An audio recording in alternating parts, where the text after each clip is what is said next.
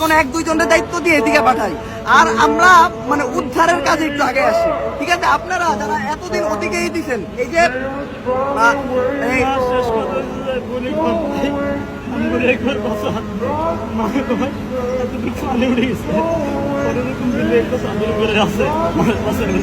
কিন্তু ঢাকা থেকে আসার পথে গাড়িওয়ালারা ভাড়া দেয় 1000 টাকা 800 টাকা। আমরা মতো গরিব মানুষ আছে, তারা মামা করে কিভাবে বাঁচাবো, তারা কিভাবে আসবো? এখান থেকে একটা সিট নিলে 1500 টাকা 1000 টাকা, তাহলে তারা কিভাবে মামা করে বাঁচাবে? এক্ষেত্রে তো বাস মালিকেরা আমাদেরকে ভাড়া কমে দিলে পারে, বা ভাড়া না নিলে আজকের দিনে ভাড়া না নিলে হয় না। স্টুডেন্ট গাড়ি 800 টাকা 900 টাকা, এরা কি ভাড়া কমাই দিতে পারে না? এরা কি পেলেন মানুষ না?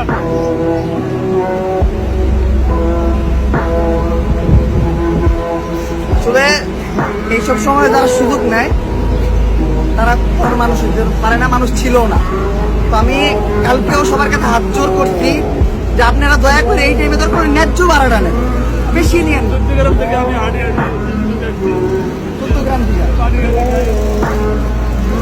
তো আপনারা দেন ভাই, কারোর কাছে কিছু বলার নাই। আপনারা দয়া করে এদিকে একটু ঝুঁক দেন, এদিকে একটু আসেন। আমরা আমাদের তরফ থেকে প্রপার চেষ্টা করতেছি, আমরা আর বোট ম্যানেজ করতে পারতেছি না। ঢাকার বাইরে থেকে যে এখন আমরা বোট আনবো, এইটাও এখন আমরা করতে পারতেছি না। আমাদের হাতে আর কিচ্ছু নাই, ঢাকার বাইরে থেকে বোট আনুন, কিন্তু পুরা রাস্তাটা জাম।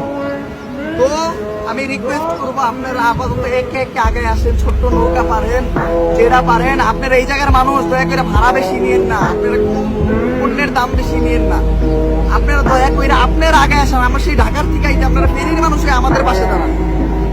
আমি রিকোয়েস্ট করতেছি, আপনার এই ফেনীর মানুষের জন্য, আমি ফেনীর মানুষের কাছে রিকোয়েস্ট করতেছি, আপনারা এখন এদিকে আসেন।